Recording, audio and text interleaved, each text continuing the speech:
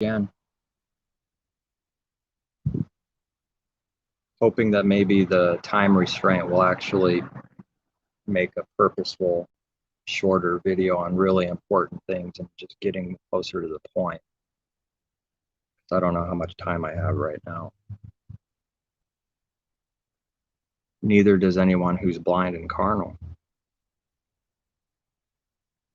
And it's not even about knowing how much time. It's just that they're completely outside of the kingdom. They're not aware of anything.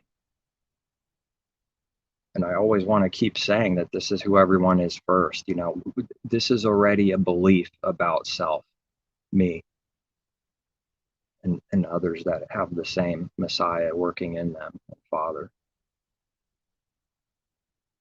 Remember what a carnal man always tries to do is make it about self, personal, so that they can attack the person to do away with the important teaching that a true messenger does teach when it's given by our Father.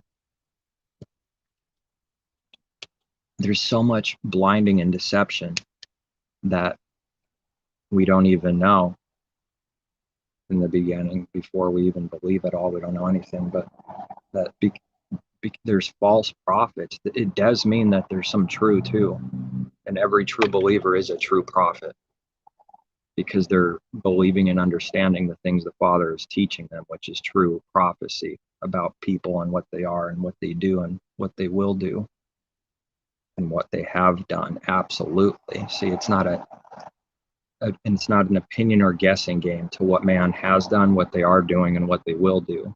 That's prophecy when it's 100% sure. That's prophecy, spiritual prophecy. The natural prophecy is a type of this thing, just like everything else. Earthly, all types of something that's real, how to live with the heart spiritually, with our mind spirit. To have this understanding, what doctrine means spiritually only in the heart is the only real important thing. So now understanding this, it's more than possible to say right words on the surface and have no clue or belief about what those words actually mean for self. I keep repeating this because it's important. It's everything. Any true truth is everything, you know, so we don't go like we used to, right? Or when we were in religion or carnal or babes, not still having a deeper understanding. We just go, oh, Trinity, that's false. That's false. Why? Why is that being taught? What's it really teaching secretly, spiritually in the heart? Because every literal word means something, and that's the spiritual meaning of every literal word. The letters mean something. Letters alone kill. And so it's so easy for a false prophet to grab doctrine from believers from somewhere they ran into and teach true things. And they themselves are a deceiving enemy and more deceptive than a common harlot minister. Judas is more deceptive than a harlot minister in the many called, because these Judases look like they're called out. They go so far in deception that Satan leads them to, because he needs to deceive people that are getting to certain truths, getting close to the kingdom, but not entering yet. He needs to turn them away. One word to prove that this is happening spiritually. Messiah told the religious person that answered right words. He said, you're not far from entering the kingdom of heaven. You're not far. He didn't enter. Why? Because right words is not good enough. Saying doctrine with the mouth is not good enough. It's what it means. But that doesn't mean that the true thing is evil to say. No, that's important only when the true meaning is understood and believed and connected to it. Without that, letters kill. Without that, answering rightly, like that man did, that's not a lie. He answered rightly. that kills when Messiah is not in them. When our Father's word is not in us, working in us, we become his word. Any teaching that will mean and lead to the word, us not becoming his word, literally, spiritually, any teaching that leads and means that when it's dissected and discerned, this is a false prophet. Someone that is of the Spirit could never teach such a damnable thing. They cannot do it, because those that seek the Father's will, there is no righteousness in them. They don't purposefully go and deceive and teach deceptive things like that. It doesn't mean that they're not learning and growing and understanding and living, doing works. That's to rightly divide between that. The Father doesn't lead and use his people to go and deceive thousands with evil doctrine that means and leads to this. See, he protects us from that, and that's what we pray about. We pray about not deceiving people, and he's going to answer. False prophets do not pray in the heart to not deceive people, so they do. Because when I read knock, we knock. When I read draw near, we draw near. When I read humble yourself, we humble ourselves. It's only proving that we have the Father in us and proving those who don't. Only these people that the Father knows and is dragging in will do these things in the heart. But the point is, the true teaching and meaning is, there is no unrighteousness in someone that the Father is working to do something. They don't have a false intention at all. In fact, the intention is, I don't want to deceive people at all, ever, in any kind of way ever possible. That's their intention. So there's no unrighteousness in his people, his true sheep, because he's giving them that heart and his Spirit, and it's not our own. We're not our own. He bought us for a price. It's not our own. Our faith is not our own. He gives us his faith. So when someone tries to use letters in an evil way to say it's actually our faith, when they say that, they mean our, from us. We read those words and we know what it means. We have the understanding that it's not from us, but we could say the words from us if the intention is good and it's understanding. Someone gives gospel, they could say my gospel if indeed it's the right understanding and intention, and already knowing that it's not from them. But whatever a man says, that's his at the moment. Messiah said, my words. He said that more than once. Then he also said, my words are not my own. He said my words with an understanding and right intention for the sake of teaching and learning, guiding people. We say these things. Carnal people say them with the intent to mean what that actually goes to, what that word means. They believe that in the heart. That's the difference. Someone can say, I'm telling you, a believer is not discerned if he's true or not by their teaching alone, because that's not good enough, because you could answer rightly. The words are true that comes out of the person's mouth to Messiah, and Messiah says, you're getting near, you're close to entering, and they dare not say another word, because he spoke about things he knew that they had no clue of. So they're cowardly and afraid, and they dare not say another word that they don't know about, because that's only going to continue to expose who and what they are, which is what people try to hide through doctrine, through being a Judas.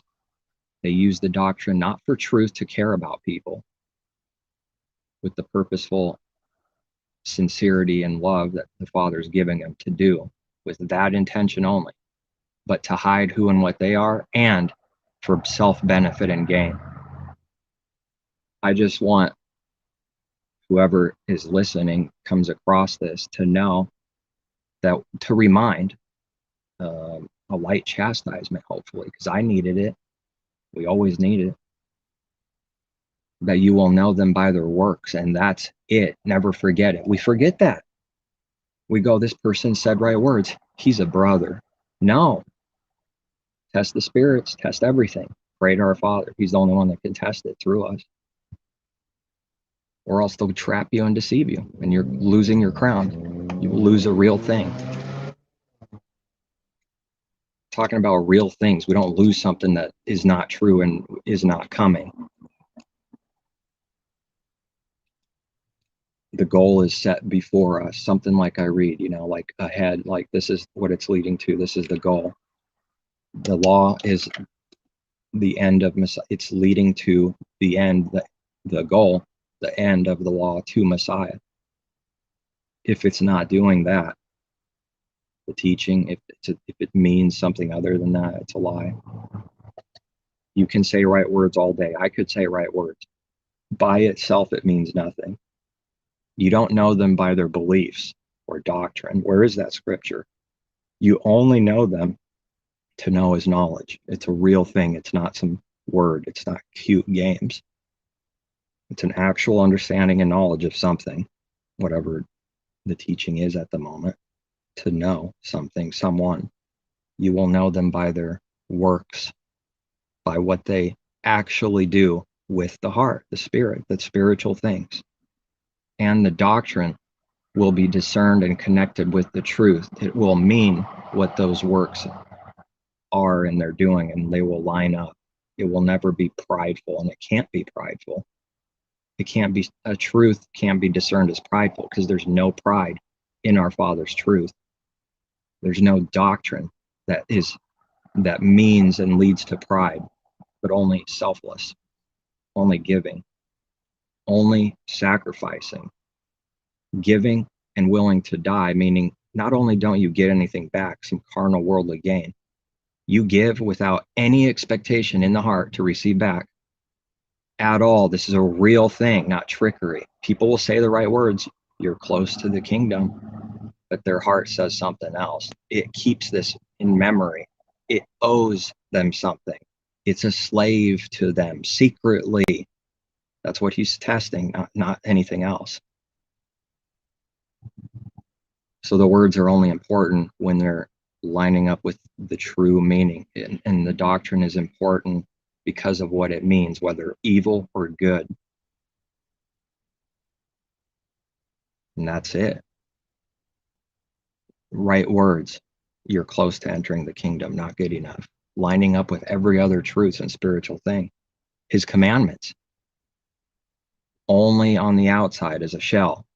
Carnal Jews, carnal believers that teach the commandments. And that's all it is just right words, just looking right. You came close, you could say. You're not entered. To not enter is to be an enemy still. So that's a very important understanding. To not enter doesn't matter how close someone gets. Not entered is a devil still. They aren't denying themselves. That's where it really leads to.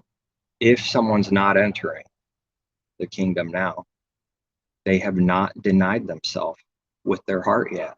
They do not believe what they must believe yet about themselves. It's not about others, because first us, make sure your household's in order, I read, before trying to tell people to have their household in order.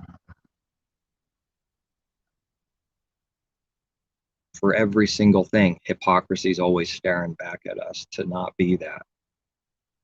Let the ones that are guiding, let the shepherds that are being led to do something, to shepherd, to teach, to minister, to oversee with a careful eye, not to rule people. Like religion has taken those words and believed them literally on the surface. They'll use those words to say, we're doing that. And of course, there's false words put in the scripture, like rule over, when it doesn't mean that. Overseer doesn't mean to control people and rule like that. You shall not do that. My disciples shall not rule like Gentiles rule, unbelievers. It shall not be so for them, no one else. Everyone else will have the intention to do that when they're trying to give people truth. They will be doing that for that reason, period. And they cannot admit it. I'm telling you also what they can't do. They cannot admit it. I can't admit it. You know how much fire and judgment that takes to admit that we do these real things? It takes a lot. But if someone is in his favor, their intention is pure. They want to do what's right, and they make mistakes. That's not the point, because he's got us. The other's intention has nothing to do with the intention of the one under favor. Its intent from the heart is to steal, kill, and destroy, still secretly. So every doctrine is only valuable when it's discerned on what it means and leads to. Otherwise, you answer rightly, and Messiah says you're close to the kingdom. You're close to entering, and they get afraid and they dare not answer anything else or say anything else I read. So we're entering now. That's a scripture that also proves that. We're entering now, we're entered, we're entering, and to come. And the opposite is true for those that don't know our Father. They're not entering, they're not entered, and they will lead to not entered. There's a judgment because no one bypasses his judgment. Not even the believers now. That's the whole purpose. The purpose of judgment is because lining up with any other truth, we can't do it ourselves. So we need the whipping and lashing. It's admitting this already. But people won't teach what judgment means in the church world. They hide that from you. And people think they love them. They don't. If a man leads someone to destruction, ultimately, for real, forget what's said on the words, but this is what it really leads them to not know our Father. That person is stealing, killing, and destroying. That's not good. That's not our Father's love. That's the devil's love, which only masquerades as love and not actually that.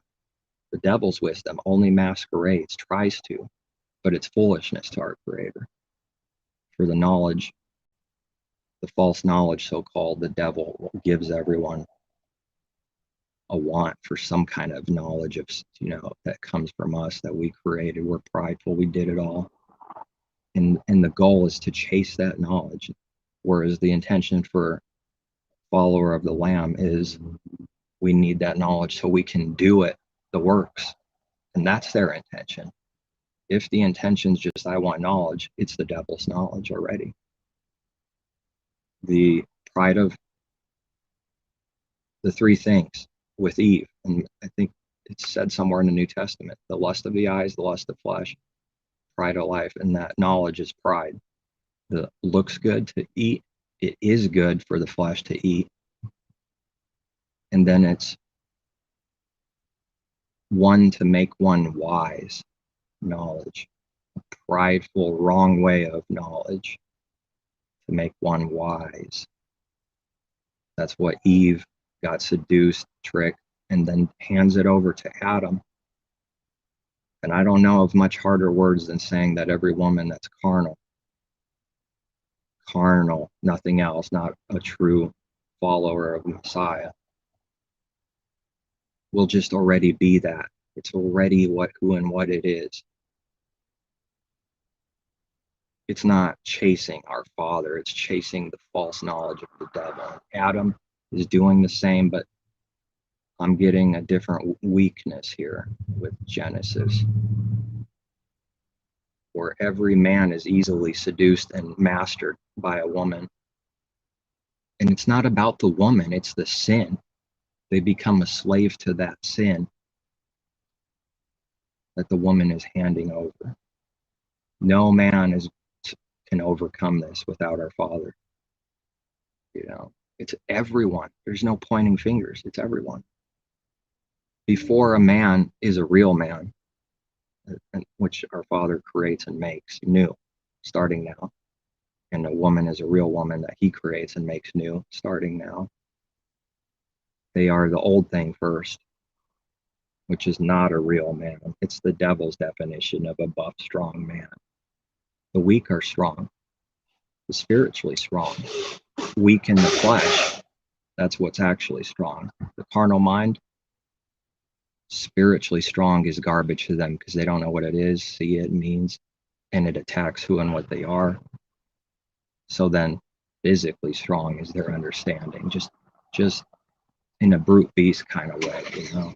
I beat someone up back, I'm strong. No, strong is to actually let them step on you, because you know the Father will not allow people to just destroy you without your knowledge, and he won't. He'll keep you from being destroyed utterly. So what this does is prove that they don't have the true faith when they can't turn the other cheek. And I'm talking about what we want to be true, what's being worked on right now. It's not a black or white thing of overcoming. It's done. That's what they'll try to do to try to throw this truth away. That's what the Father's leading and doing them in through Messiah, leading us to learn and do these things right now as a process. He gives us the knowledge, but we're always catching up to, striving for that perfection. So the knowledge is important on what it really means, so that the works start lining up and catching up with that true knowledge.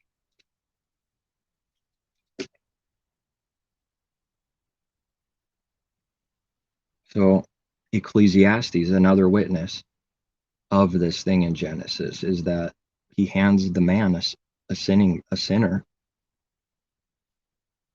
a woman, to trap her. It's more bitter than death, it says, quoting now. It's more bitter than death that a woman becomes a snare and a trap and is fetters to a man, a cage, basically. That's bitter. The true spiritual reality of what those words mean is bitter and dark.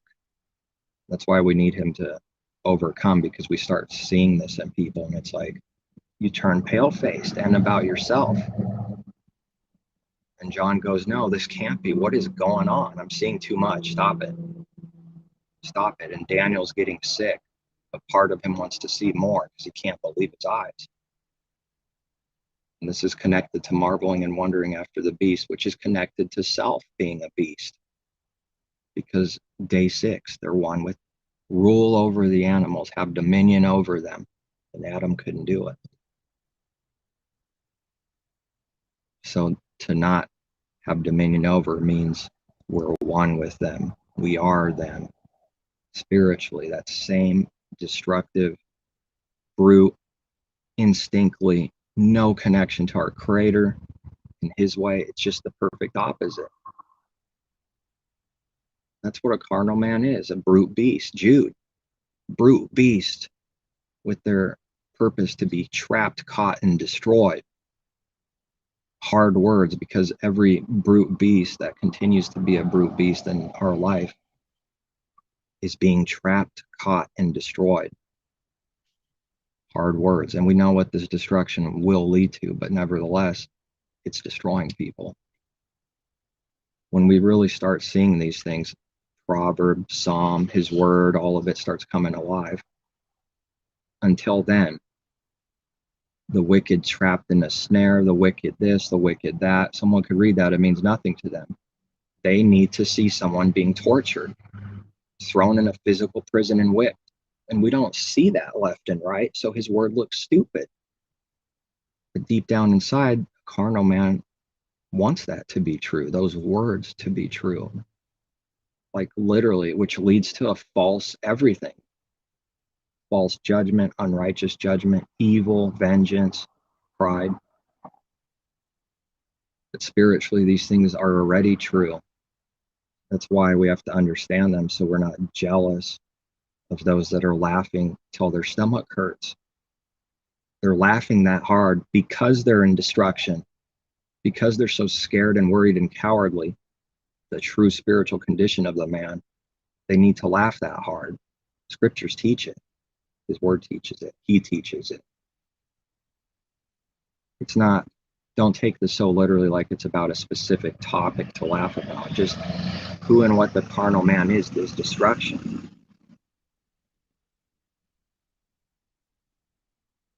These things aren't funny anymore. Porn and sexual sin, because of the spiritual things that it also is that we see, and all these things the world does is not funny anymore. It's actually becoming puke. That's why they laugh, because they're in destruction. Only a child could laugh at that. Did I laugh? You bet I laughed. Was I a pervert? You bet I was a pervert. Did I secretly have hatred and murder in my heart towards people? You bet I did. Does it try to creep up now? You bet it does. Is he showing me that so that I instantly judge myself and ask for forgiveness? You bet he is. Is a carnal man doing that? You better believe he's not. So when someone gives right doctrine that seduces and sucks people in, like I've been sucked into to a certain degree, and then he pulled me out of it. And if he didn't, I would have stayed there in a specific delusional thing for the purpose of rising up the pride in me and not denying self continually. What it looks like on the surface is a little bit different than this delusion, but all lies and deception, so we can help see what this means for us, will do the same thing, same corruption. That's how consistent his judgment is.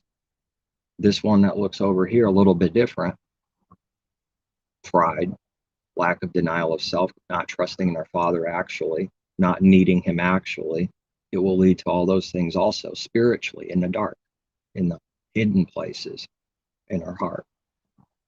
It is already to be that. It's becoming that. It is that. That's why true doctrine is important.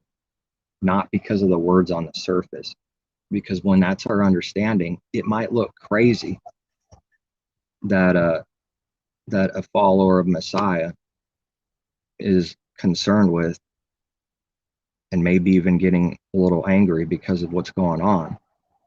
And it looks insane to the carnal man because they only see those words. To a Gentile, an unbeliever in the world, it looks stupid. It's foolish. What do you mean Trinity? And why is he going off about why this is so important, that Trinity is evil and free will and all this? They just see those words. That's it. And we're going at it. We're going, this is evil. Watch out. The trumpet's being sounded. You can't have a Trinity God in us. And what do they understand? The vibrations of those words. That's it. Right on the surface. Just the letters. We're caring about that and going off on it. And it should be in a true, good intention way, because we see what those words mean. And that's what people don't see. And that's why it's a constant difficulty for anyone that's receiving truth, because of the sheer lack of any knowledge inside that we really see that people don't have. So then, because everyone's like-minded in darkness and does not have our Father's wisdom in them growing, they will all testify against the little sheep that follows Messiah. Even if they hate each other, they will get together, darkness, to snuff out that light. That's their intention. Because it's all attacking them. His truth is attacking all of them universally.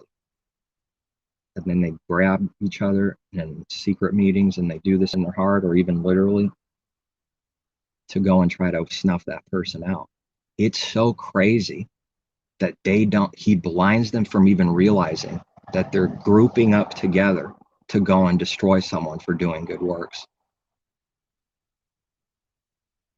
I've already experienced it. I told them to expose, why are you doing this? And when that happens, watch out. And in this case, it was so bad that he had me move on to a different job. Because now the thing that's been revealed, and the true love of the Father giving truth, which the only thing it can do is kill, destroy, attack, expose. And that's not our intention to try. It's to have life, but they will never perceive it like that. So the rest of this time on, I knew they could not stop playing these evil games. I already knew. He already showed me. I didn't have to be there 2 days, 3 days, another 2 weeks. From the point of when I started seeing this happen, it's never going to stop until they think they destroy me. So we separate. Carnal people tell me you didn't have patience. You love, because they're on those people's side. You Christians are on the side of those unbelievers that grouped up to attack. They will never believe you. Don't tell a devil about what you're really going through and the things the Father is showing you. Because I did that and it doesn't work. Could be a friend, could be your own family. It won't work. They will attack you and not believe you either. I've already had it happen. And if they're just so uncomfortable, anybody, that they just don't want to hear anything, they might say the words to sort of make it look like they believe you. The only reason they're doing that is so that they can stop being tormented of the truth. At no point can they actually believe you. Do you believe this?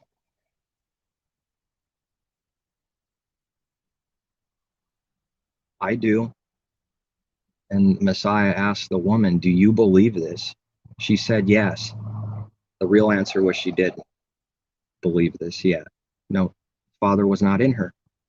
Messiah is the only begotten at the time, the only true Son, the way it needs to be, the only one being made in his image. To see him is to see the Father. Look at him. Does he hate his enemies and want to torture them? Is there an example of this in Scripture? No, because it's not who the Father is. So it's a veil until he starts showing us who he is. It exposes those that are still prideful and carnal and self-righteous. The lack of knowing him is what doctrine also is discerning. They do this because they don't know him. And we understand why. It's because they have not believed the true gospel and light and good message. The true one, not false gospel. Because when Scripture says something, it's always, I don't like using this word, but for the purpose of saying something. Anything in Scripture that says believe, faith, is always assuming the true and only true thing. So the devil makes it look like it's not working because people will go out and say, I got someone to believe the gospel, and the church world does this. But the works in all those people isn't showing anything, no fruit, so it looks stupid to everyone else. And that's the testimony of religion. To unbelievers, you can only feel sorry for them. And I'm just here to share that when it's given truly, those people you should be coming to start feel sorry for will attack you too. How do you love anything or anyone when that happens? I wish people would sit there and think about that for 20 minutes straight or 10 years straight. Okay, not literally, but to what the carnal man does when it receives truth, anything, it doesn't want to think about that. It tries to delete it right away. Doesn't even have to try. Satan does it. It's so tormenting to them, the good news and anything that's actually true. They don't want it to be true. They don't want to meditate on his laws day and night and his commandments day and night because of what it's all connected to, and goes back to love. It's simplified. It goes back to something simple. Out of love are all these branches, and it just never ending. There are 10,000 branches, but they all go back to that, which goes back to the Father because he is love. That not man's definition of love, what it really is. He is that. And everything he does is offensive, and it looks bad to carnal people. The evil, the sorrow, the bitterness, the destruction in the world, years of problems, never ending, so it seems. And it isn't ending as long as man's reigning. That's why that's so important, people that deny the truth and use a doctrine to get people to believe that his word is nothing in them, that the kingdom's what these doctrines mean gets inside of them and they believe in their heart. They don't go around saying it. They'll say those words that the false prophet taught them, but what those words mean is in their heart too. That's a promise. And what those doctrines mean is that the beastly kingdoms will go on like this forever, and that they're going to reign forever in their kingdoms. That's why Don Preston is a thief, a robber, a killer, a destroyer, and he knows not what he does. Done videos specifically on what those groups of people teach to try and expose it. At the end of the day, someone needs to ask our Father what everything means,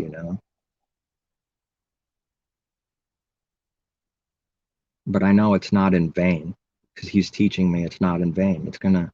It will do something for someone the way it needs to. And what he also showed me that isn't even said so very often at all. His word doesn't just go around and do something good, the gospel, salvation of all. They'll use it for teaching that. And I can't say those words are wrong.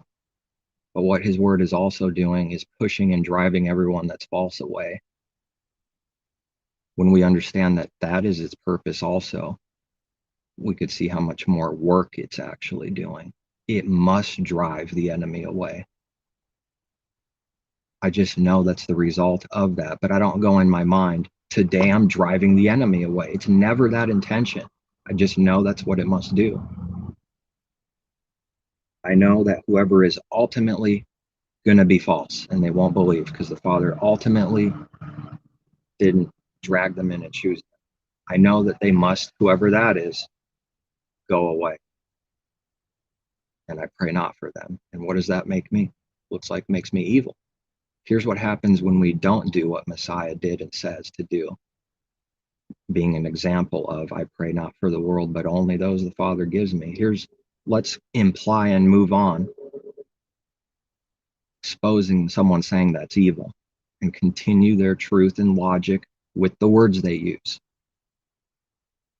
That means he should pray for everyone because that's what looks good.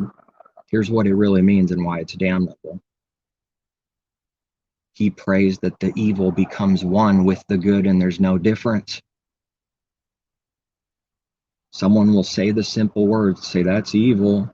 That's not my Messiah who doesn't, pray for only those, but prays for your evil because you don't pray for evil that the Father ultimately doesn't drag and draw. And we don't go around living like this, but we need to understand this, that he doesn't ultimately drag and draw and then make that one with the light and good to pervert the light. Physically not possible. Light will always conquer and be separated from darkness, but they're saying this is true when they say those words. Can you see this? How much deeper the problem is? To stay on milk forever is a problem. Does that mean milk in the beginning is not necessary? No. To stay on it and doctrine that keeps you on it forever is a problem. Because we'll never have the true understanding if we're just babies. The devil knows this. So those that are getting close with words and there's going on, there's a war, they're searching for something. And a false prophet drags them and deceives them in this direction. And the devil knows pride is growing, corruption is growing, hate for the Father is growing. He knows that's happening. So he's okay saying whatever words they freely want to say in this church or division or denomination or group, because the words don't mean anything by themselves. They only mean something if we understand what it is and if it's matching the inside. Same for all doctrine. This is so, it's not just important, it's necessary to start really understanding and believing this, so the good work can be done. Because he doesn't bless us, we know through scripture, and showing what the meaning is, that he doesn't bless and produce good works in those that have yeast and are corrupt. And there's no example like this. It's got to be purged out. The false doctrine leaven must be purged out. And when someone only, it's not that what they say is evil necessarily or wrong. When I know and see that they only can see that physical bread with bubbles in, when that's all I see, I know they're a deceiver and they're the enemy as much as an unbeliever is. And indeed worse than an unbeliever, because they're lukewarm, and that's the grossest out of everything. But I don't hate that commandment, but it will look like that to carnal people, because what they understand and believe only, you're saying only by itself is worthless. You just told them that they're worthless. That's how they perceive it, because it's all connected. They're, whatever someone is only, and you say what they understand and believe only is garbage by itself. It's not garbage when we have the true meaning and connection and works and understanding. You just told them that they're worthless. That's how they'll perceive it as evil and think you're doing them evil when you're giving them true words with no foul intention to kill like they are. That's what it means. Messiah spoke openly, loud and clear. Now, they didn't understand, but there's no intention to trick people. He gave truth only, with only to come and go under his wings. False prophets only want people to come to them and worship them, and want to destroy people only. Two things. So that Messiah spoke openly in the daylight and not a worker of the night. No one can see what someone's doing at night. Here's what they're doing. They say words. Those words mean something that's hidden. They share and give those words, and believers that say they are, they come and eat those words. It goes inside of them. And if those words have a true meaning that cannot be separated from the words, when they eat the words, they ate the meaning too. Every time. And there's no way around this truth. Meaning they are becoming and are already and becoming, and it's all these things at once. What those words mean.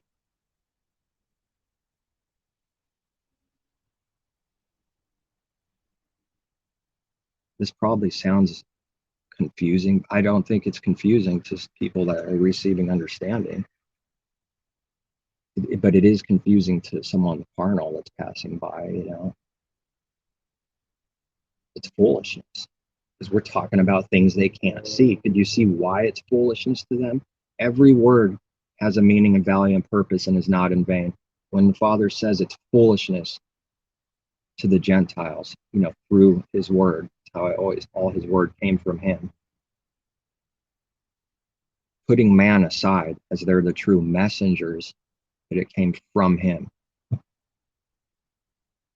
It's foolishness to them. Spiritually, literally, real things, it's foolishness to them because they don't see anything. There's no benefit or value or anything. What someone cannot literally see is foolish and nothing and worthless to them, and darkness and blackness. What they think is light is darkness. And when light hits them, they call it dark.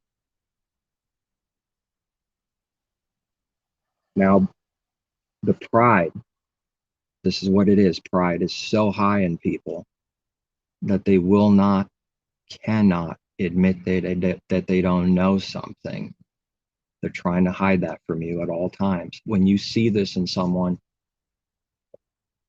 just watch out. And when someone you think but then they said something that really spiritually is wrong, you're like, why did they do this? And you ask them why they did this, and they say, I didn't do it. They slipped up, and the Father made them slip up, so you can see the foolishness of what it's like to live without him. Because those people that are still full of pride, no matter what doctrine they teach, believe they can never be wrong and never slip up. They think they can continue to trick people continually without you noticing. And they always will believe that any person around them can't see what they're doing and who they are. When a believer comes by and the light shines on them and it sees it plainly as day, just like a literal flashlight exposing something, easily seeing this thing. That's the Father's discernment, his light working in us. It recognizes that it sees something and you don't even have to say anything. But, and or if something is said because it's concerned, it will go on believing that you can't see that. Always. Always. If it's carnal. If it acknowledges it and breaks down in tears, this is a massive miracle that I haven't seen face to face yet. You know, maybe this already happened and I don't even know. It's part of having faith that everything's being worked out the way it needs to be. I'm just saying for now, I haven't seen it face to face. That's what repentant is. Like, oh my goodness, I see with the spiritual eyes what I was doing to you, and it's viciously evil. So they break down in sorrow. Carnal man does not see or believe it's doing this. So there's no fear or sorrow. The world's sorrow leads to death. Our Father's sorrow, called godly, I don't know another word for that, Elohimly, I've been saying, leads to repentance. And that's right, honk for repentance. And repentance leads to life.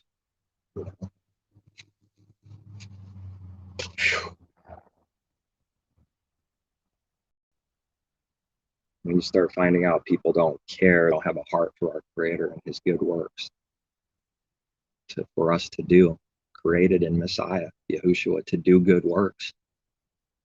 It's a hard, devilish time over here. It's really difficult.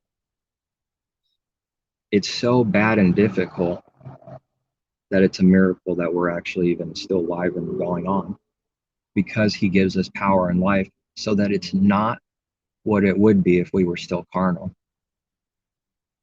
We're actually overcoming and doing something what literally can't be done by a carnal man, ourselves.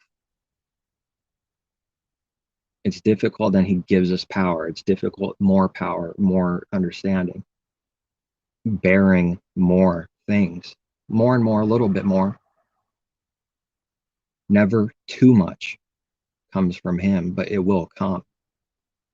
But he's piece by piece, step by step. We're not relying on him to complete and fulfill the law in one day. And yet we want to do that, though.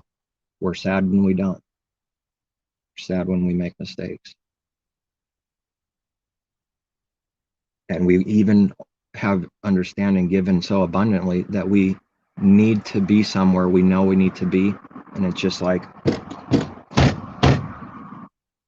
you know, like just a little frustration for not being what we need to see to be. So then we just, okay, all right, I'm waiting.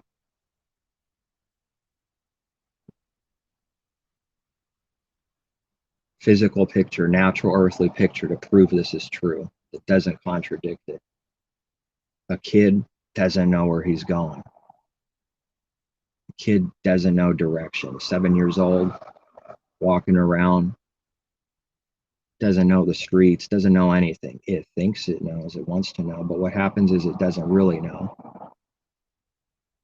The dad knows where he's going. He's got some experience. He might know something. He takes his hand and says, this is the way. Now, this way is difficult. It makes the kid afraid, but he says, I'll do it. You don't have an excuse. Pressure will be put on you, but I'll get you through it.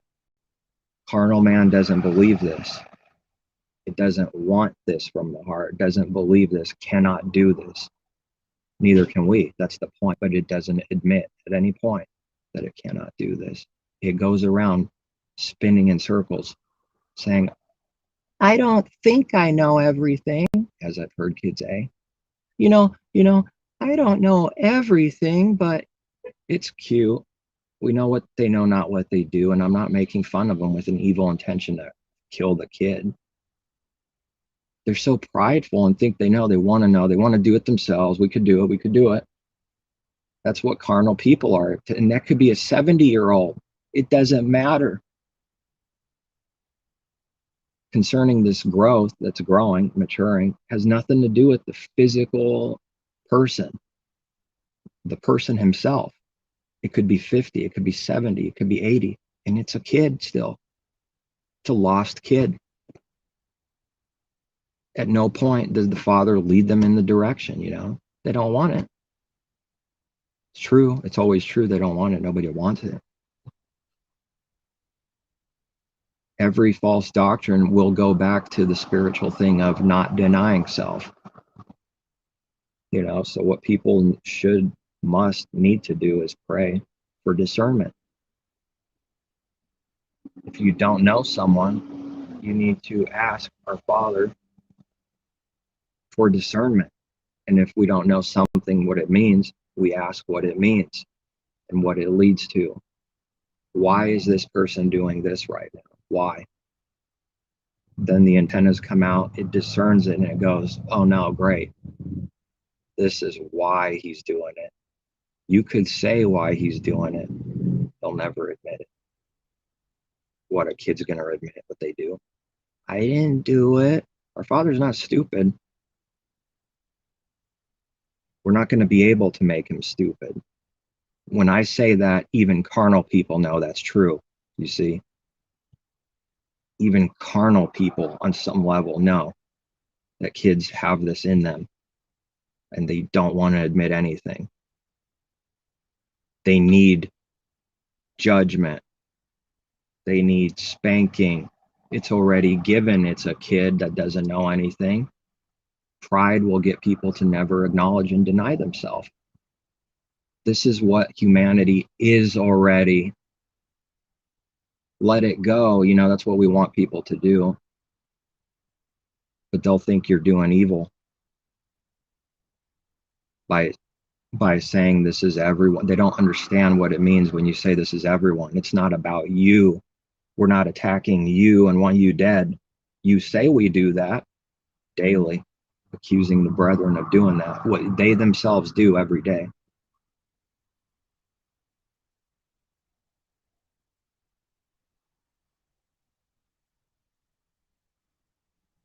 There's a lot of worthlessness when he gives us the true wisdom, right? Because the wisdom of this world is worthless and foolish. So we want to see something real, and it's like, where is it? I'm not finding it. Look at YouTube. It's all about self and pride. In the last days, they'll just be lovers of self.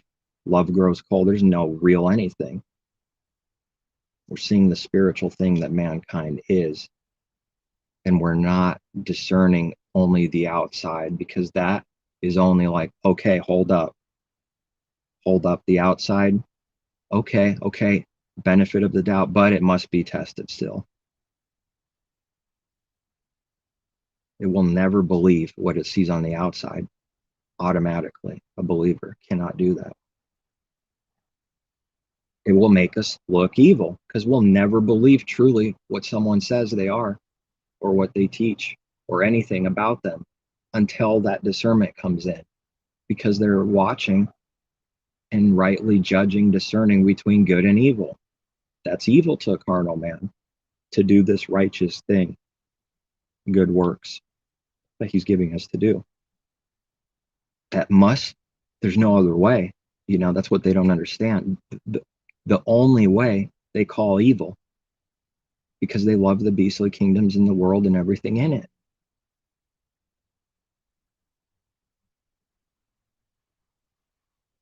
When someone really has understanding and they're starting to know the Father, sometimes we maybe forget. We think everyone's just going to see and believe and hear this.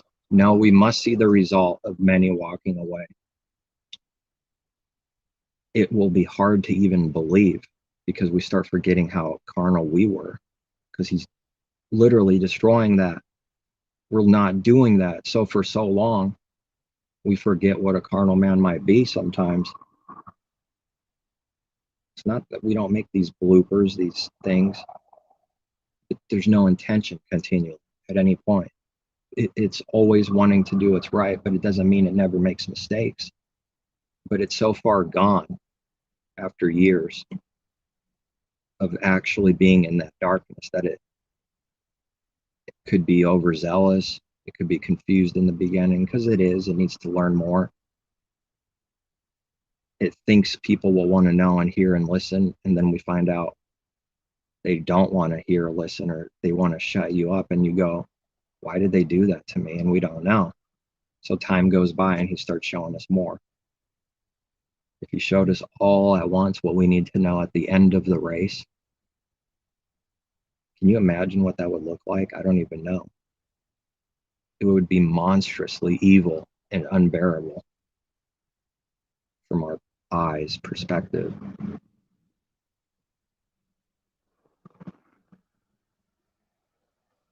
Every single word means something real. It's not just a word, and that's why the letters kill. And we value his word. Actually, carnal man pretends to value the letters. They believe the letters. We mock the letters by themselves, and yet we actually have proper love for his word, which will look like evil to them when we say the letters don't mean anything by themselves. This is just a way of speaking, a way of saying something spiritual. And only the Father and Messiah could give the meaning, spiritual life, and every understanding and wisdom of those ink. It's just ink at the end of the day. It's got a purpose. It's his word. We don't throw it away. Just, we know that by itself it's worthless. I didn't know what letter kills me, and then it's like, oh, I think I know more. Wow. And then what I think I know at that point, he shows me more later. Oh wow, I'm really starting to see it. And more time goes by, and I'm really starting to see it. Your word actually kills people. Now I get it, and then he shows you more.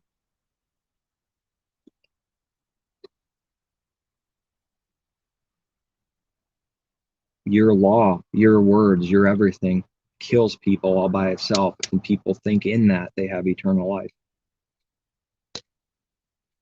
So he needs to give us the meaning of when Messiah says,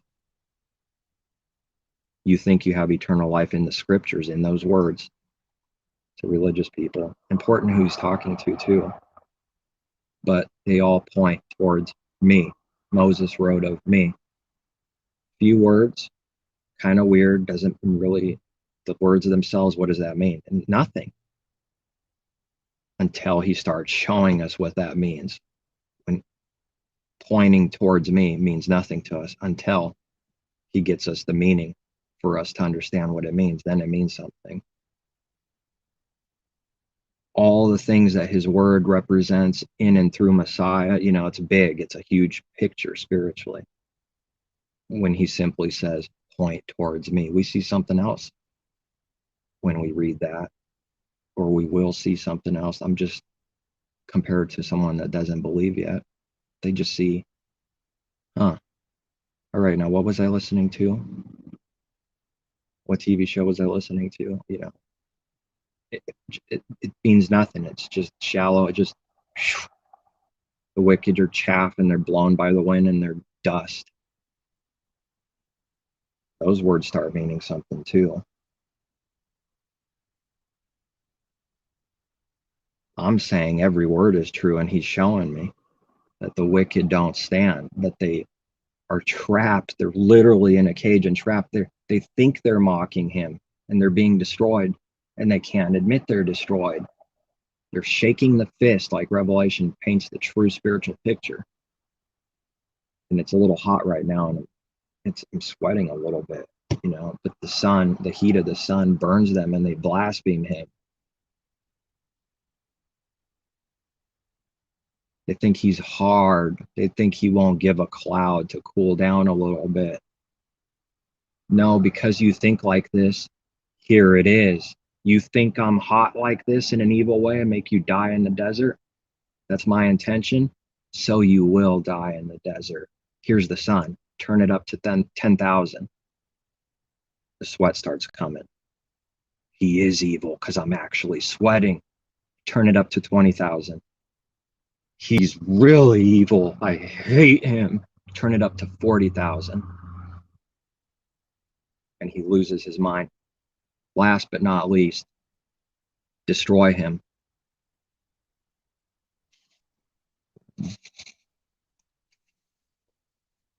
Some of the things he's showing me, like, it's like what a movie does carnally, like we've all watched most likely. What we're seeing, it's not what we're seeing, but there's something moving, trying to get us to move inside, and it's like becomes powerful. They practice these things right at the right time, play this music. And it's like that scene itself is okay, with no sound, with no meaning, is nothing. And if it's all done at once like this, makes the audience go, whoa, that was a really good movie, that was moving. And spiritually, it's like that, he gave me that to do right now. That looks like evil, doesn't it? As long as someone believes our Father is evil secretly, that's what they receive. Destruction. We should learn something from eye for eye, tooth for tooth, righteous, perfect judge, shining in the brightness. There's no darkness in him. There's no unrighteous work in him. Whatever a man believes, so he is right now. When I say believe, it doesn't mean, okay, here's our statement of faith. No, what it really believes in the heart, what those words mean. So it is right now. Not what the doctrine's letters are, what that false prophet fed that person, the words they ate, and what those words actually mean. So they are right now. That's why doctrine's important. It's necessary. But the final product is the work. So at the end of the day, you know them by their works. How much sense does this make? 100%. This is why he taught me that there is no teaching that we're judged by our beliefs and our doctrine and our, anything else besides works. This offends carnal people. Don't remind me it's works. I've done that. You just quote a bunch of scriptures that have that word in there.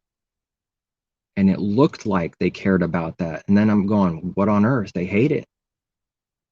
It says it plainly, judged by works, and they hate it.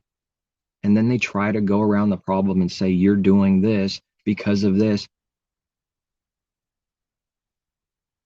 to skip and bypass those verses. They don't believe them. They're angry that they even showed up. With a little bit of sprinkling of true faith and belief with those verses, now there's a meaning, and it's discerning their heart. It's his word doing that, so a man could say words and he's doing that to someone without any evil intention, but it's the Father's word, because it's not that man's word, and it's not his spirit, it's not his power, it's nothing that's his, but it nevertheless is doing that through messengers. Anytime it starts getting to real truth, something real, that's when people run away.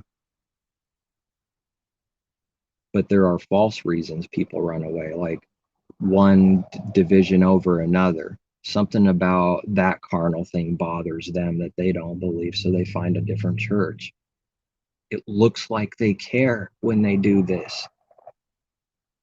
The fact that there's 40,000 trillion divisions in the world, if you would count them all, is proof that nobody cares.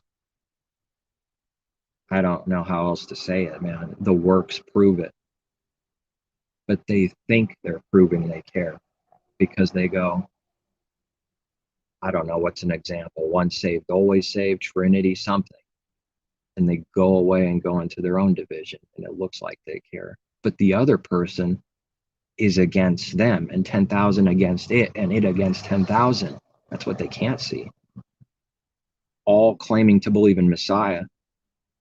And when they say those words, they don't have a single belief or meaning or anything real when they do that, because what they're saying when they connect Messiah to them is that he is division like this, that he's not like-minded and not praying for them to be one just as he and the Father are one, but he's 20,000, 30,000 divisions. Messiah is going and attacking Messiah. When you give this to Christianity, it hates it. It's not allowed to think about that with the heart. It's just asleep. That's what it means to be asleep. Awake, sleepers. People who are asleep don't know anything. How much do they know? Nothing. How much does a dead man know? The dead know nothing. Now that has to be true naturally, literally, for the spiritual thing to be true. So it doesn't take away what those words actually mean simply. The dead know nothing. Why would someone teach that the dead do know something? You know, that the dead are alive? What do they also say secretly? That they don't themselves even realize fully what's going on. That they pump and install into people and they eat their words. When they say, no, you shall not die. The dead really, they won't say the dead know something. They'll give doctrine that means that, with immortal soul or something like that. That the dead are alive right this minute. The doctrine leads to that belief. So spiritually, the dead know things and everything. That's what secretly in the heart when someone eats that. And when they believe that, they're against our Father. They're an enemy because the dead know nothing. It's 180. That's Satan did that. An enemy planted this. As much as it hurts maybe to see people we know and everyone doing this, and Father shows us they're enemies to him, we don't back down. We call it for what it is. To not do so in the heart is to become it, to let people and everything pass by believing you're that. It's the heart that matters, see? So what we're doing in the heart is not separating, meaning we're one with the dark and evil. We're afraid, we're ashamed of Messiah. That's what that really means. Where's the evidence on the surface in the world, in religion, that they're ashamed of Messiah? It practically doesn't exist. Can you see that? It makes him out to be a liar, a fool. It's a trick, though. It's not real. All of them are ashamed of Messiah. Makes me look evil, doesn't it? And prideful. Already acknowledging that that's true about myself, you know, they don't believe it. It appears that no one's ashamed and that his word is void and stupid and that man is not a liar. He's not ashamed. That's what the devil always wants, to make our Father look evil, and everything our Father does looks evil to a carnal person. And it is evil for them in their heart because it attacks and destroys who and what they are. Spirit against the flesh, carnal against the spirit, so we can't do what we want. And it's actually for our benefit to not be able to truly do what we want. Because anybody that continues to do some evil with intentions to kill is a dead man right this minute, is a stoned man right this minute. Well, but there's people that haven't had anything, and they'll hear these words, but there's plenty of people that already grew up. They were something, and don't focus on if someone was, you know, but I'm just saying it exists. The many are already grown up. It was something, and then it died.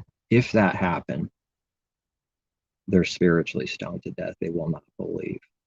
They will not believe in the true Messiah. They have to hate him. They have to hate good so that they're judged. I read that. So that they're judged. They're condemned, so they're judged. So that it's separate from the good, from the light, from the everything that's true and light and good. It was judged as evil, actually, because that's what our Father cares about, the reality. It can never mix and be truly one. That's for our Father to be an unrighteous judge, and we blaspheme his name. Blasphemy is not, oh my God, or something a little more hardcore than, you know. You could say it is on the surface, but here's what real blasphemy is. Or like say a cuss word in his name, which that's not even his name, but I get it though. That was an example of what blasphemy is. When we actually teach people that our father's a blaspheming, lying, unfaithful, unrighteous judge. This is what's written on harlot's forehead, blasphemy. Is it going to make people get angry? Yes. They're always angry at our Father, and he's angry at them every day. Angry at the wicked every day, because if he's not, he loves it himself. He's the example. If we're becoming in his image, we're angry at the wicked and evil things every day. And that's growing. The more it grows, the more it manifests, the more it shows. The more it shows, the more attackers and evil come into you. Secretly, what does the devil know? If we keep someone small, a baby, dead, way down here, we won't get tribulation. Why is it evil not to want tribulation or to just run away from it? Because what goes with that perfectly at the same moment is not to be growing and not to be one with our Father. Only that will not get the specific testing and tribulation that he sends to refine and test his people. It shrinks back. And those words mean something too. You know, everything just has it's like a flower that blossoms. It didn't mean anything, now it does. Here's shrink back. It's like dirt. It's dirt to us, nothing. Maybe there's like a seed somewhere. And now here's shrink back, when the Father giving us the meaning of it, and our eyes are open to the scriptures to just understand them. Now it's like a flower just, boof, you know. And of course that good thing represents like blossoming, expanding, like boom, that's our Father's love, and it's going to keep going until it conquers every death on all things.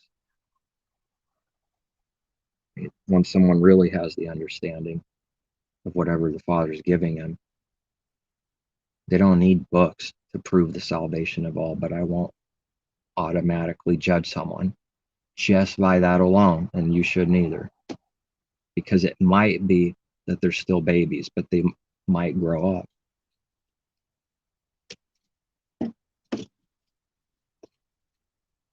I didn't realize it, you know, but speaking of the carnal man doesn't receive the things of the Spirit of the Father at all, zero. Therefore, it's not receiving any actual wisdom or understanding for anything that's true or real that he cares about, that's intended to be understood. So it doesn't know anything else except letters, words, books. It's just something to watch out and be careful about, that's all. Once again, just because doctrine all by itself cannot discern or prove something by itself, the negative aspect is true too. It doesn't automatically prove they're not following Messiah. See, both are true. But if it's tested, it could be that it looks like this because it's not following Messiah. That could be. Or it could be that it's following Messiah, but it's growing. It doesn't know anything that it needs to know yet. That's possible.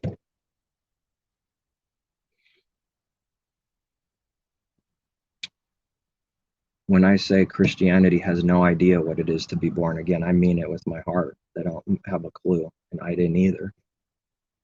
But it always sounds evil. You got millions of people that will testify against those words, and they'll say, Ryan, not nicely, you know, this is going to be intentions to kill if it's exposing something. This is who everyone is. This is Christianity. You must be evil, prideful, and selfish to think you're the only one that understands. You just falsely accused me of having intentions of saying I'm the only one that wants to understand, which is false. If that's true, that's a very strict judgment of death. If they don't repent, it's continual death.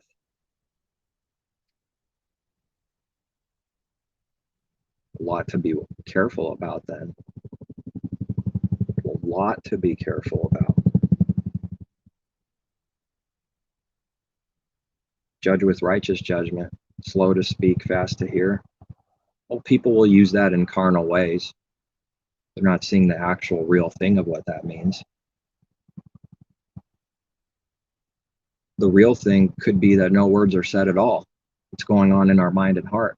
Fast to hear, slow to speak.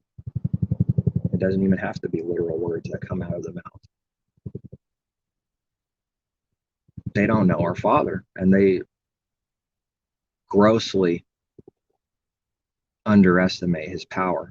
And really, it's just no power at all. They just can't believe he has any power. That's why they create their own gods and tell them the truth.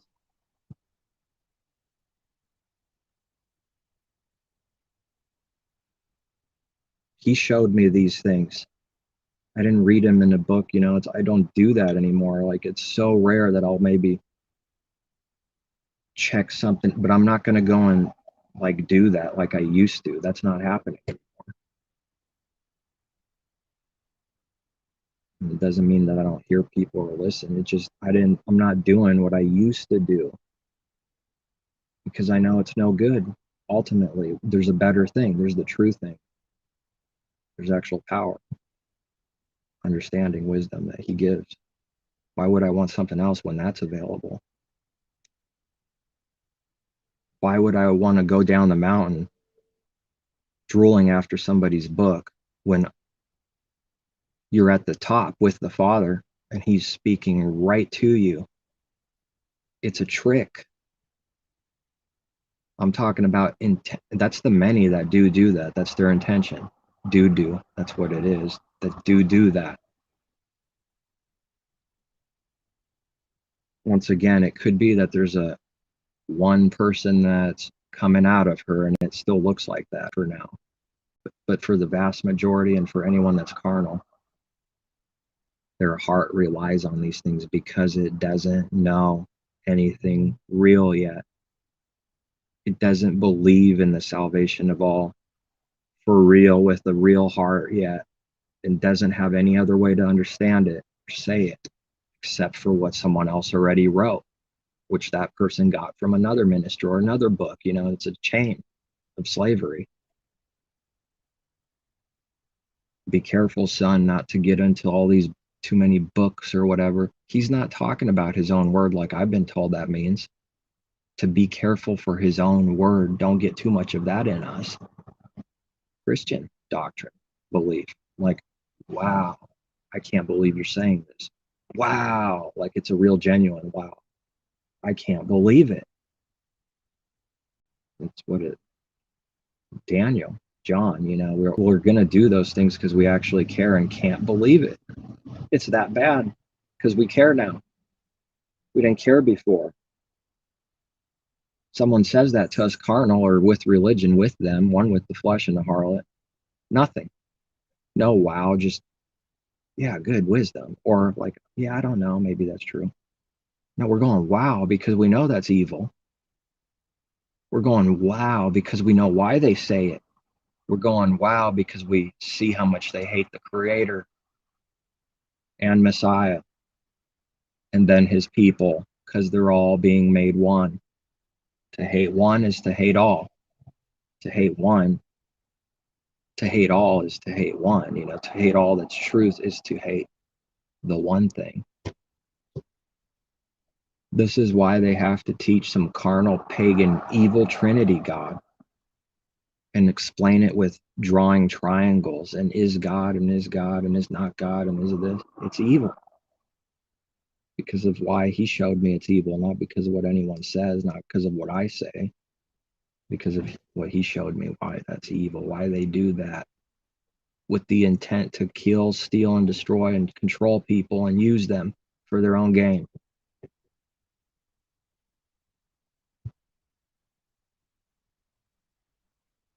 And that's the only thing a carnal man can do. I can't stress anything else. It's the only thing it can do. There's no love in it. Father's not in them. They don't receive the gift. Then that's the only thing it can really do. These are the bad works that it only does. Bad works are doing things with evil intentions, trickery, deceit. It's not real. That's bad works. And then bad works would like manifest on the outside. But the natural man can muster up natural ability to try and look like they're not evil. But it cannot erase, correct, heal that heart inside them. The spirit of the man is corrupt from head to toe. It cannot do that. What can it do then? What would it do if indeed it is evil, going along with this? If it is this bad and corrupt, what can it do? What would it do? What would it want to do? Cover itself. Because it's an eternal truth, if you will, that the shame exists secretly of the nakedness, and no one can hide that. That will be in everyone that's evil still. So the only thing left to do is cover it, to try to hide that it's evil, because it's a shame of being naked and exposed in the street as naked all of a sudden, and 10,000 people seeing it's naked. Teach the children this, teach those in Messiah what it really means.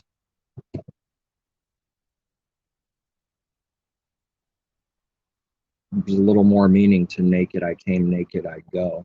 There's a little more meaning than what the church world says. Dust you are. Dust you return. It's pretty humbling. That's you. That's me. Who and what we are. And serpent is cursed to bite the dust. Here's destruction. Here's the way, the means, the devil, the evil he created to make sure that this is happening, so he's a righteous judge. If this, then you're in destruction, being destroyed, and the serpent's eating the dust, if you will. That's what it would look like, I guess, on the outside of the spiritual destruction going inside. Hand this one over to Satan. For what? What's he do? Destroys people, the destroyer, to destroy. And yet the Father says, I do all this. Well, he does, through the destroyer, the devil.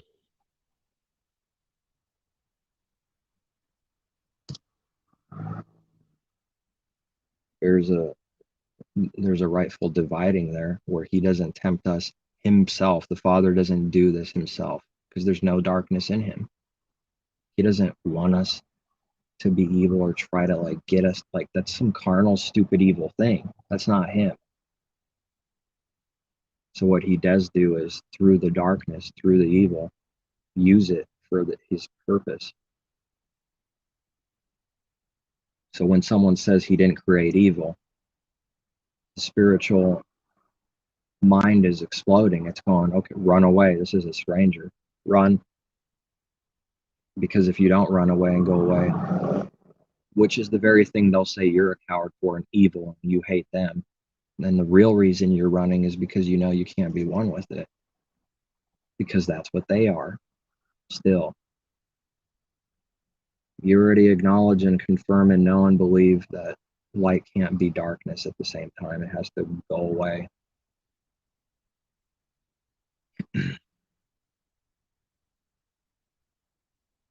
But it's the darkness that's a coward, actually, spiritually. We don't go away because we're cowards. We go away for the right intention. They are the ones that don't want to draw near. They run away spiritually like this. It's cowardly. We don't do, because the cowardly will all have their, like, the fearful and the cowardly in Revelation. Those are just words. What do they mean? It's a little strange, but the strange unknown things in the church world, they don't think about, they don't forget, they stay away from. This is their duty, their job. The devil's job is to kill, steal, destroy, confuse, destroy. We go, okay, this is what cowardly really means. He shows us what it means. And fearful, which is connected, and it's all connected. And if someone's this, it's because they're still this. And that's why the fearful and cowardly need to go into judgment. They're not called the overcomers of the very things we're talking about, this sin and darkness inside.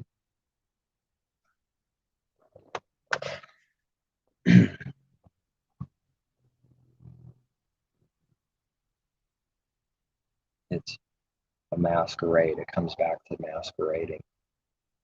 If someone's evil, they must cover themselves. The devil does this. This is why people do it. The devil speaks and he tells the children what to do. The carnal man, being naked and weak already, just ends up doing that automatically. It can't listen to our Father because it just can't do it. It doesn't know anything. That's why they have to teach Adam's a perfect shining angel. Whatever they teach, watch out, because what it means is getting inside people, and that's why they smile. He's showing me why they smile and like those words, and why a true believer giving truth says the same words and now they hate him. Because those words from the false prophet, he already believes and understands, thinks he understands, whatever that means. He's against the truth at all times. So he gives whatever is himself. And they're like-minded in that they're darkness. That's why they're okay with smooth words from one to another. The devil knows his own. They're marked. Someone sees a mark, like a dog almost sniffing, like, oh, I've been here. This is someone I know. Smelled him before. It's safe. They might hate that person, but in this spiritual way, it's safe. It's not a threat. They're like-minded in that they're both dark. Just remembering that darkness is confused and in division and delusion because no one can see in the dark. There's no actual light. So they're like-minded like that, but they're all running around in the dark, confused and attacking each other. Someone gets a rifle out in the dark and shoots and they kill someone else because they can't see what they're doing. But it thinks it did it for a right reason. It has to believe it did it for a right reason because the Father's judgment comes on them. More destruction comes on them. And they're against that at all times. So it goes, it's justified. It has to be. I did that for, and even the devil will show the movies that's what devils do. Yeah, I'm going to go on a killing spree for money. It'll be fun. Then they kill their first person. And the deepest, darkest destruction comes at them because of this evil work. It's worse. It's even deeper in destruction. It already was. It gets the bottle of alcohol and starts wasting itself because it can't bear the judgment, can't bear the heat. It's not going to reap anything that it sows good. It doesn't even know how to sow good. It's more than I can bear. Anyone that kills Cain, read it. It's real bad. He's making sure that his righteous judgment is all over the earth. You do this, then this. Period. Gets drunk, wasted, is separated further in the dark than he already was from our Creator. In the meantime, the devil being the father, and it needs to convince itself because it hates our Creator and his judgment so much. Eventually it believes a lie that it killed that thing for a right reason. But the reason why it went into shock and destruction is because it was evil and wrong. But it will believe a lie because the Father makes them believe a lie to utterly separate them from himself, to show how much he hates evil. And that's not who he is. Right? That's why I say movies, man, they don't, even the devils that are deceived and they're greedy and blind themselves, I believe some of them have a carnal knowledge about how people are blind and deceived, and they just use that for their own gain. They could make fun of them for being on cell phones or whatever all day long, whatever it is the movie's making fun of the people, and they're clapping in hands and cheering because of the entertainment, not because of what it's actually saying about people. And no one sees this mockery, and that's why after you see that for a while, it's a mixed bag of just a bunch of destruction and evil, because we know those people themselves are no better, but indeed possibly worse, because they use thousands or millions for their own gain. And instead of giving truth and leading to truth, mocking and making fun of. That's the devil. That's who he is. He doesn't love anyone. It's a joke. It's not possible for an NBA player to love its fans. It's such an evil thing what they're doing, that our Father's judgment makes sure that that person can't love the fans, because it's an evil thing they're doing. What's it going to do then? Secretly, or even sometimes openly, here's a little hint. It's like they can't almost hide it sometimes.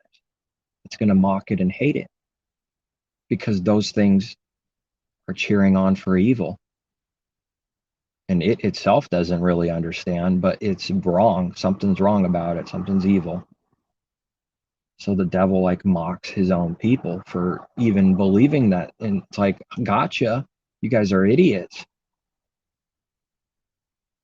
But of course they themselves are no better, because they continue to do it. And they're quite okay with it. It's real bad. We better come out of that. What we see on camera is not what's happening. That's what I've been saying a lot. What we see is nothing to do with what's really happening.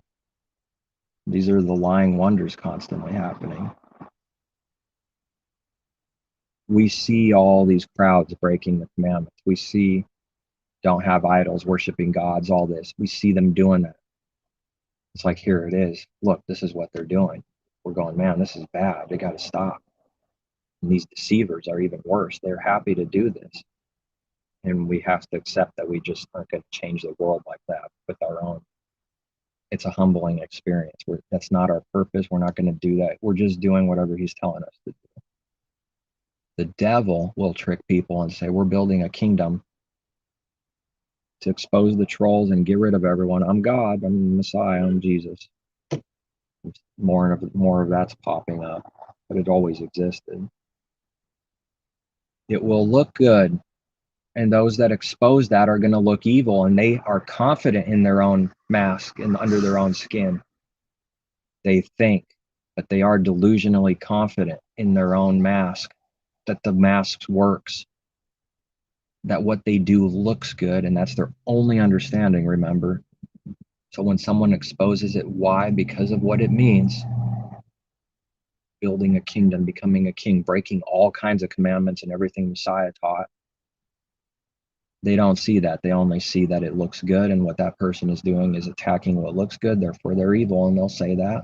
And the many will believe and join the king in this division, and then they'll join the king in that division, and they'll join a king in this division. They want to be kings right now in an evil way, not doing our Father's will. Those that don't want to be this evil thing and kings, we reject it now, will be kings, but they already are. But they will be. It's not confusing. Both are true. Kings and priests, servants, prophets. They are that, but they will be that. The reality of it's not in the full. And it doesn't contradict Messiah's own life, right? King of kings, so he says, but we killed him, so he must not be, because we're children and don't understand anything. Put the inscription King of the Jews, and then we'll all sit and laugh, as we're also mixed with we're trying to hide something we're afraid of. This man only did good works, so we got to kill him. We don't understand good works or anything that's true or light. put King of the Jews on him, to mock them of the very thing that they themselves are, the evil they're doing. That's what's going on. Part of the mockery is, look, he's not literally a king. It must not be, because we killed him. Something about them almost wanted him to be a king, and when that doesn't happen, they're offended. This is such important teaching. It happens all the time. This is what it means to be offended. That's why you would think, who would be offended of the apostle in a prison? Because they have a false picture of what they need to be and what they love and like. When someone they think they know goes to prison, it's breaking their image. It's not matching their image. We'll go away from him because we're not in prison. We're good people. Give me the scriptures and a coat and a couple people that didn't forsake me. And that's all he gets. He gets to die like that. I wonder how our end is unless Messiah comes first. Maybe it's only a certain way. Maybe no one will believe us now or at any point, even someone's last breath, they won't believe you. Who wants to go here? Raise your hand. Who wants to go to a way that we know a picture of what the end is and must be, because Messiah's end was like that? You're not getting it. You're not getting it. It might be important to have one person or two like-minded. Maybe that's real valuable. Well, that's what Satan hates. We'll divide and destroy and do this constantly. There's not 500 believers in one spot, all seeking the Father, seeking the kingdom. No, I'm saying that with what I believe, that this is, I'm not seeing this anywhere. I don't truly believe it myself. Because whatever I'm seeing it has to be like this, it has to be 2 or 3 maybe. That might be all you ever really have.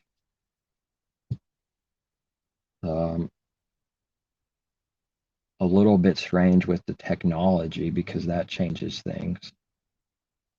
Maybe it's 2 or 3 through that, and maybe because we have that, we won't actually have anyone face to face. I don't know.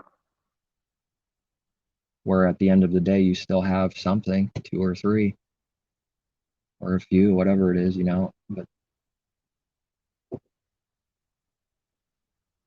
sure makes me look prideful, and it makes believers look prideful when what they're teaching is implying something, but that's not what they're doing it for.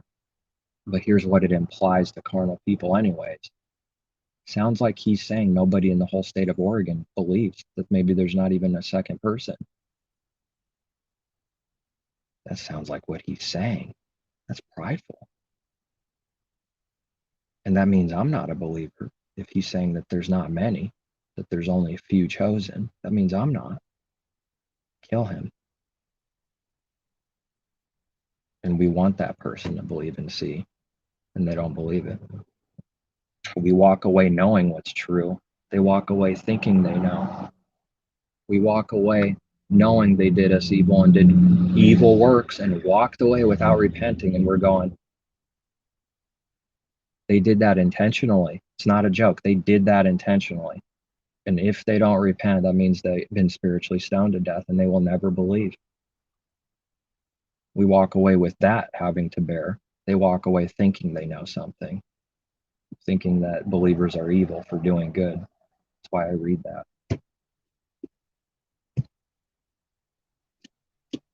It's not just something we read, it's necessary. This is what they'll do to us. We might want to pay attention and ask him about these things. But we can read the actual words, though, too. This is what they did to me. I wanted them to genuinely come in and know the Father and have life. And it wasn't about me. It's not coming to me for me to control and rule them. That's not the foul spirit that's wanting. But they would not. So he experienced something he wanted that didn't happen. Father, why are you doing this? I want something and you're not doing it. And that's what our mind is shut up to. Look, here it is. He's teaching that. And he's so confident we're blind and don't know anything that there's more Bibles than people. And he's not afraid of it being read 10,000 times. They still won't know what it means. So it's foolish when someone says, you need this translation. You need this book. We need to read someone that wrote something in 200 AD that that brutally tortured and murdered believers. You know?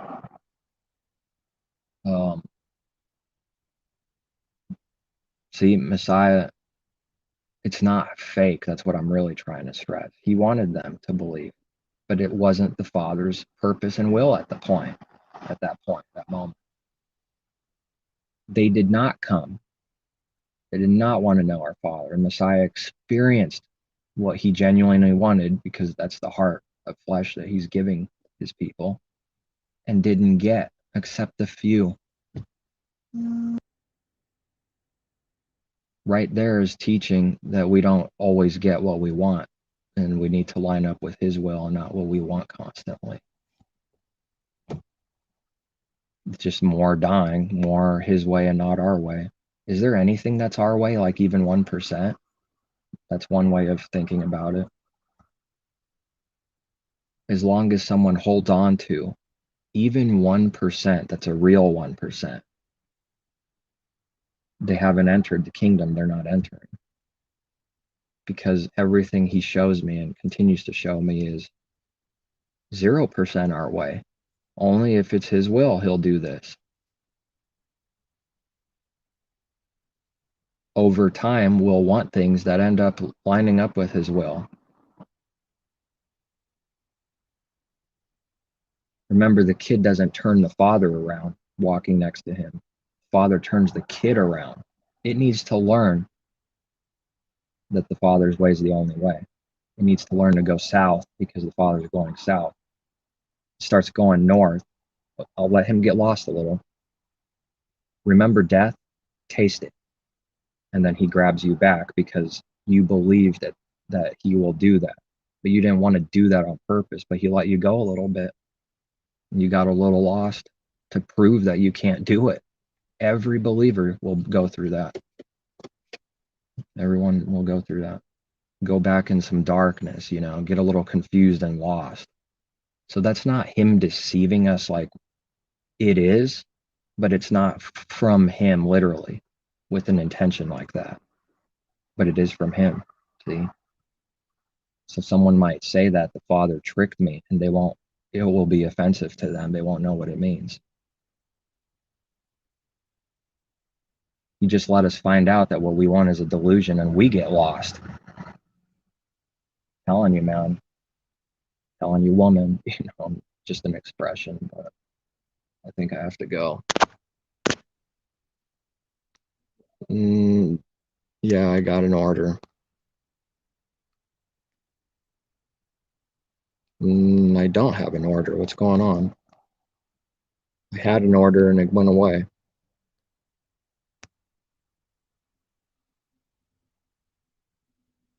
Looks like I don't have an order, but I had it, I refreshed it, it went away. So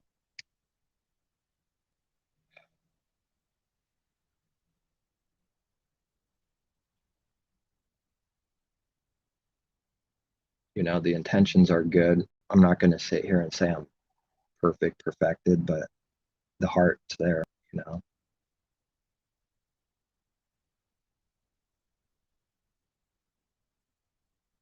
He's already shown me, even like a few years ago, what I just said I experienced too. It's not just a knowledge where it was slipping bad, man, slipping real bad some time back. And what I mean by slipping is not necessarily going into maybe someone might think some wild, crazy party sin. That wasn't happening, but it was like more spiritual, just slipping. And then when this is happening, secret time, people that are afraid to reveal this about themselves, when we're slipping like that, or he's letting us go a little to see that our way is no good, we'll start wanting to hold on to things of the world that we used to hold on to.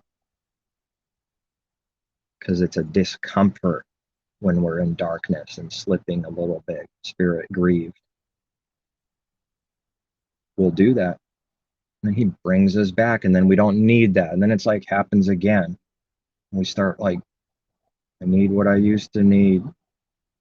I need my movies that I used to love. I need this, whatever it is for that person. Then he brings us back, and it's like, I don't need that. I'm strong. I'm content. I don't need any of this. And then he does it again. Why? Because we're not 100% there yet. When he's doing those works, we think part of it's us doing it. And maybe that kid won't learn. It'll keep repeating until he actually believes in his heart that it's not him wanting that's the good thing to happen, like doing it himself.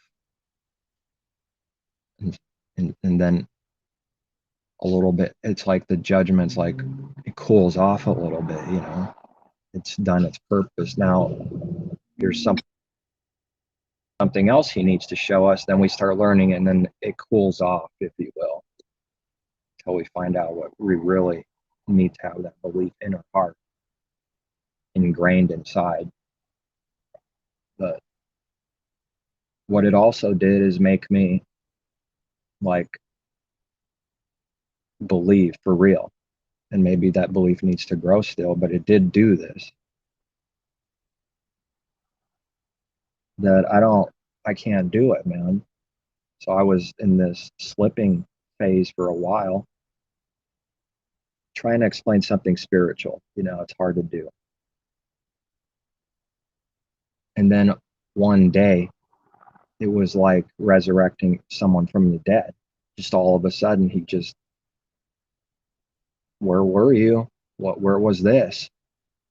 But he gets me to find out that I can't do it. See, there's still part of me thinking at the time, and hopefully less now, but I would be careful to say that it's 0%, because that's exactly why that happens, until we really are being perfected, you know. And the more we're being perfected, the more light and life we have. That's the incentive. The more we go through these battles, the more we learn why they're there for. We keep going through it because we know it leads to life. But they get stronger and harder, but we just end up doing them. So from the eyes of people, spiritually, what's going on is impossible. And it would be for us without him doing it. It would be like, go jump off this mountain, and like we do it, and they look at us like we're crazy. He jumped off the mountain. You know, that's what it spiritually feels like. That's what he's getting us to do that people aren't doing. They're so attached with the world and loving of self and the world. We're doing the impossible because he's doing it in us, but we have to experience it and do it. I think I have an order now. Yeah, I do. I better not delay, I guess, too much. While we're focused and thinking certain things, not evil things, like 24/7, someone will think we're thinking and doing these things for that reason. And we kind of forget how far he's gotten us. Because what they see is someone jumping off the mountain and there's no fear. They're jealous because they can't do that. And part of them wants to, but it doesn't, because it's in destruction and it hates our creator. But it wants life, but it doesn't know what to do, and it can't jump. Where's it going to go? If we understand people like this, then maybe it'll help us to have more mercy on the enemies when they do us evil. You know?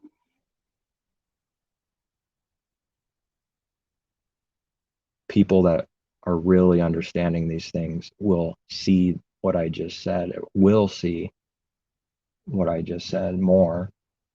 People that don't, they can't. The darkness can't come from the light. It's not that. So it can't, there's no contrast. It can't compare. It can't see. It can't do that, you know? So when words like this that mean this, they hear, they want to run away. Dark can't actually be light, see? So when a person still is carnal and doesn't believe, it can't love and start to love enemies like that, because it doesn't see what our Father's showing us, that they just need as much help as anyone else, and that's why they do evil. And they don't really know the true understanding of what they're doing that they need to know. And yet what they do is evil, and it's evil, and what we did is evil, and darkness is darkness. Never, that's always true, but this understanding cannot come to a carnal man. The carnal man can never overcome this thing of love your enemies. It can't love our Creator. It can't love our neighbor as self.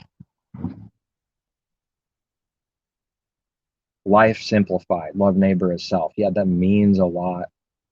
It's like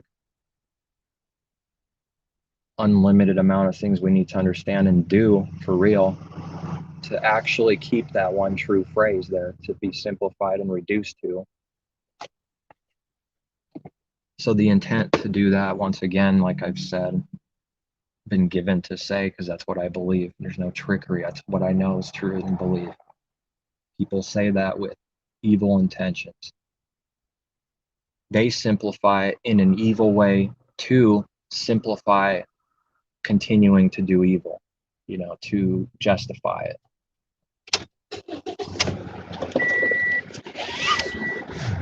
I'm saying that's what everyone does if they're still carnal. They can't do anything else truly. When someone understands this, all these things, then it gives a way deeper understanding on salvation of all too, doesn't it? The reason why people cannot believe that, hate that, is because they rely on self. It's that simple. They're still prideful, selfish, rely on self, think they did good. So that's us. That's why he has to sort of like let us go a little bit, and because that's still in there, that we're doing these good things. We didn't just go boom and we're changed.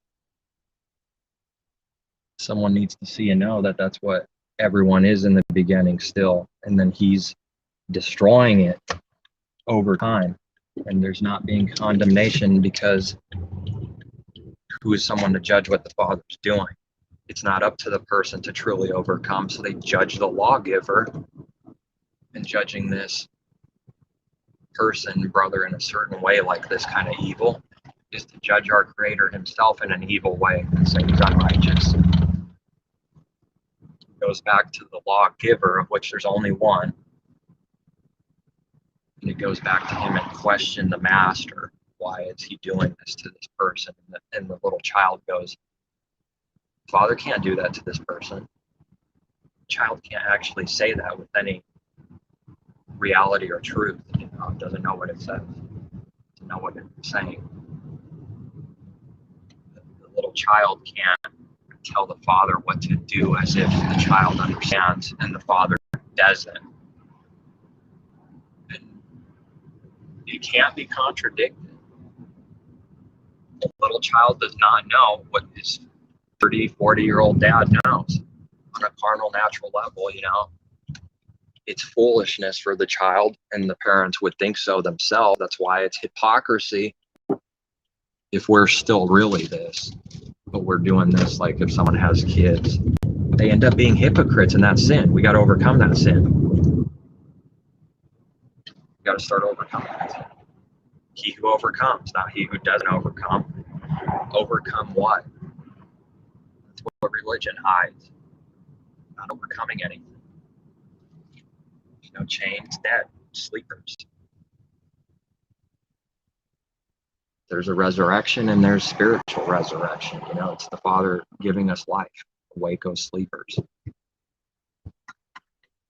And he cares about this now because we can have life now. I need to learn his way now. The Messiah says, yeah, at the last day, I know this resurrection exists. He's not worried and concerned about that because of the now. If you believe in me now, You won't die. Do you believe this? Woman who grabbed a bucket for his water he has to give says, yes, I believe. See? It doesn't take away the other thing. It's just that if that's the focus, it proves someone's carnal. And that's why the apostle called strong words that seem prideful. You know, someone's figure out the details of the resurrection body. Because the discernment was made that that person's carnal still, and they're talking about things that fill up the flesh, and they're not focusing on now doing our Father's will. That's not a reality. So they have to focus on something that's not a reality right now. It's for the future, you know. So that, because of that, Father now, which means they're his enemies, and that's what Messiah cares about. So the apostle understanding this says, fool. Oh, fool. Because carnal people are still fools.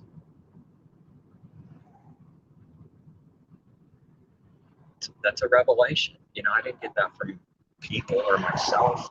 It just came one day. Like, oh, this makes sense. I believe it now.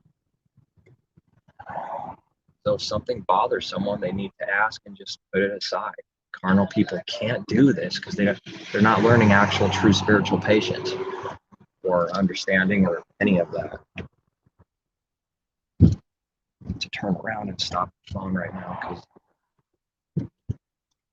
it's hard to focus doing this at the same time as focusing on seeking the kingdom.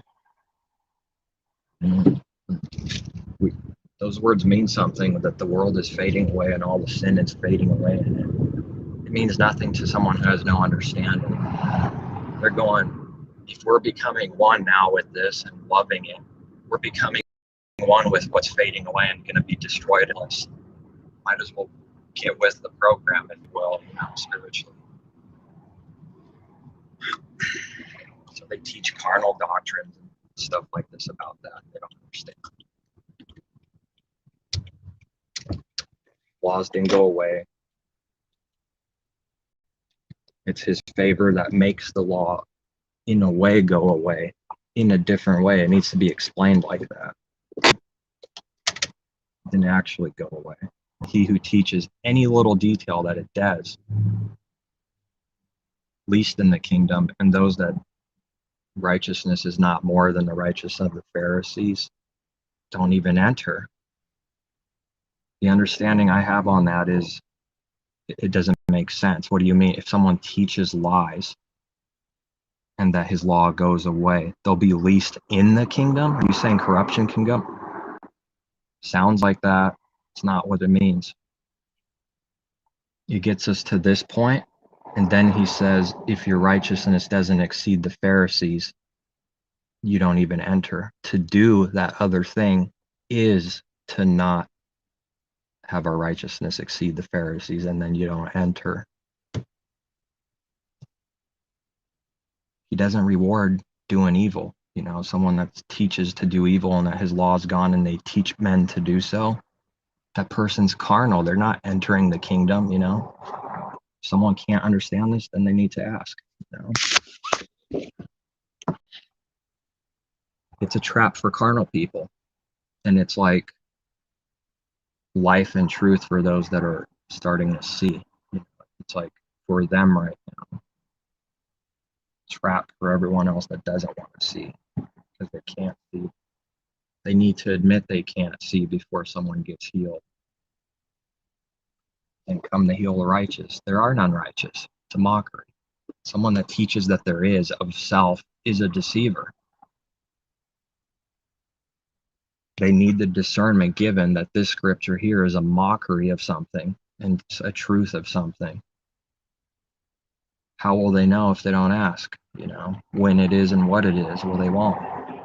And I got to end it here. So please take care, seek truth.